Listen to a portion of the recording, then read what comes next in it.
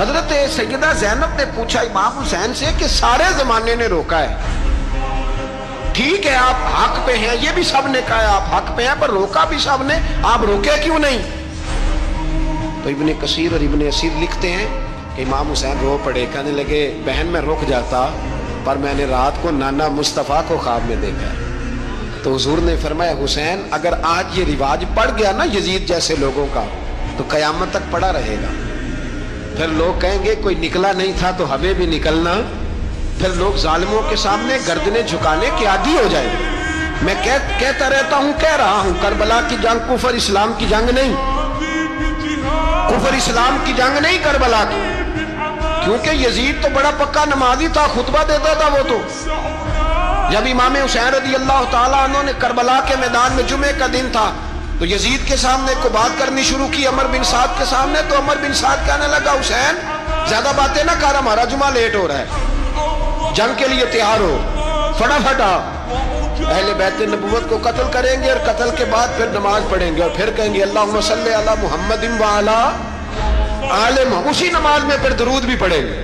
یہ کیسا مرتبہ ہے، کیسا انداز ہے، دوستی قاتل سے بھی مقتول سے یارانہ بھی۔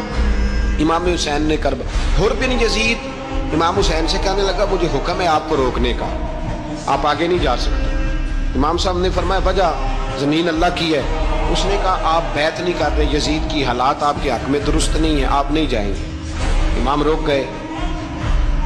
ظہر کی نماز کا وقت ہوا تو حضرت علی اکبر امام حسین کے بڑے صاحبزادے انہوں نے اذان ظہر پڑھی تو حر بن یزید کے لشکر نے امام حسین کے پیچھے نماز ادا کی۔ کہا بھئی تم مقابلے میں آئے ہو نماز پیچھے پڑھتے ہو؟ کہا حضور مقابلہ تو تلواروں سے کر رہے ہیں پر ہمارا دل تو مانتا ہے نا کہ مصطفیٰ کا نواسہ بڑی شان والا ہے۔ حر بن یزید نے 3 نمازیں لشکر سمیت امام حسین کے پیچھے پڑھی ہیں، 3 نمازیں، ظہر اثر اور مغرب۔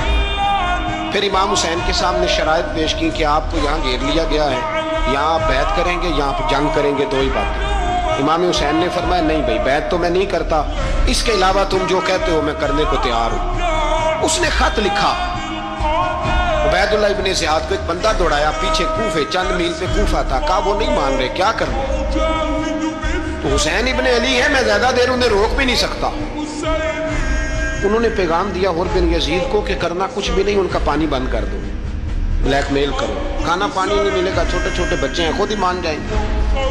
حضرت امام علی مقام کے بارے میں حر کے پاس جب یہ پیغام آیا تو حر کہنے لگا میری طبیعت نہیں مانتی حسین پر پانی بند کروں، دل نہیں مانتا۔ جب یہ لفظ کہے نا دوبارہ تو پھر عبید اللہ ابن زیاد نے عمر بن سعد کو 10,000 آدمی دے کے بھیجا، کہا حر بن یزید لچک دکھا رہا ہے حسین کے حق میں۔ ایک رے کا علاقہ تھا، بڑی وہاں فصل ہوتی تھی، لوگ کوشش کرتے تھے وہاں کا گورنر بننے کی، کوشش کرتے تھے۔ تو عبید اللہ ابن زیاد کہنے لگا تمہیں رے کی گورنری ملے گی، سب سے سرسبز و شاداب علاقہ، تمہیں وہاں کا گورنر بنایا جائے گا اگر حسین کے خلاف لڑو گے۔